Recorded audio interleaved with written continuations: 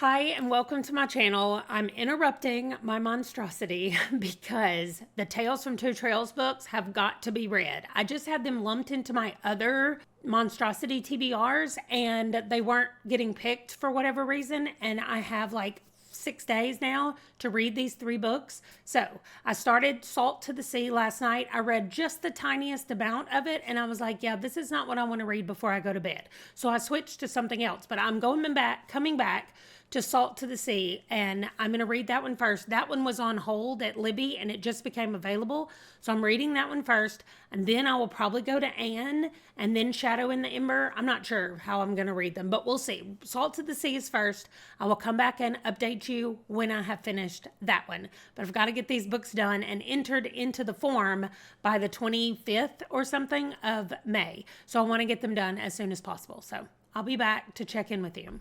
Okay, I just finished Salt to the Sea.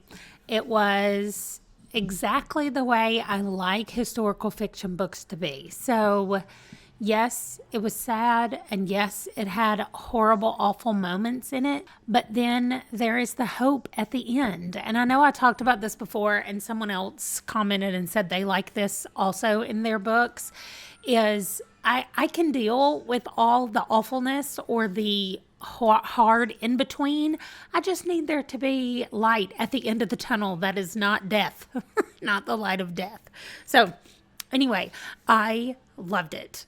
I thought it was so very well done. So I'm going to go submit that form, and I was going to move straight over to Anne of Green Gables. However, it's now on hold on Libby. So it says available soon, which usually is in just a couple of days. So I'm going to go ahead and read A Shadow in the Ember over on Everand first or next. And then I'll save Anne of Green Gables for last. So I'm going to start reading A Shadow in the Ember and then I'll check in when I'm done. Let me tell you more about Salt to the Sea. So when I looked at this, I was like, okay, number one, it's historical fiction. Number two, it's got something to do with water. Like, that's all I know. Well, we are following 4 or 5 people, different people, who are all evacuating different parts of, we'll just call it Eastern Europe, as Russia is kind of invading where Germany had already overtaken. This is in 1944, by the way. I think it's 44, because at one point she says that was 3 years ago in June of 1941. So using my math skills, I think we're in 1944. Anyway, so they're coming to the water in what ultimately leads to the true story about a certain ship.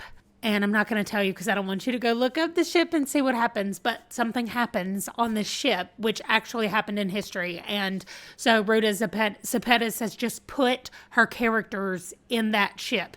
And she says in the author's note at the end that she wanted it to be the children's stories, because so many children were orphaned and so many of them were just left and had to deal with things on their own, even not necessarily orphaned, but before invasion actually even started, some kids were sent away to go live in a different place if they lived there close to the border, because their parents were like, well, we're probably going to die and get overrun, but we want you to continue to live. So they sent them away. Like, I just can't imagine any of that. And I am so thankful to be where I am right now.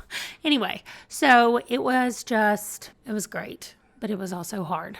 And I'm hoping that A Shadow in the Ember is going to be more upbeat and more romance and maybe not so much sadness and death. Anyway, that is all for Salt to the Sea, though. And I gave it 5 stars. I thought it was fantastic. So I'll be back to check in with A Shadow in the Ember when I finish. Okay, so I finished A Shadow in the Ember and I finished Anne of Green Gables. I was reading them both when I was traveling. So I read A Shadow in the Ember on the way there and I read Anne on the way back, or I finished them both. Anyway, A Shadow in the Ember was much better than the original Jennifer Armentrout that I had read, and I'm really glad that I decided to pull her as my second chance author. It was it never had anything to do with her writing. It had to do more with the characters. And I did not like the character, one specific character in the first one that I read from her. And so this one was much better. I liked the way the magic worked and how everything kind of came together. I think what I'm missing is, because this is connected to the one that I quit reading, because that was also a series. Maybe it was just a trilogy, but I read the first book and I didn't read anymore. And these people in this one are in the other one, but this happens first. This is earlier in the world.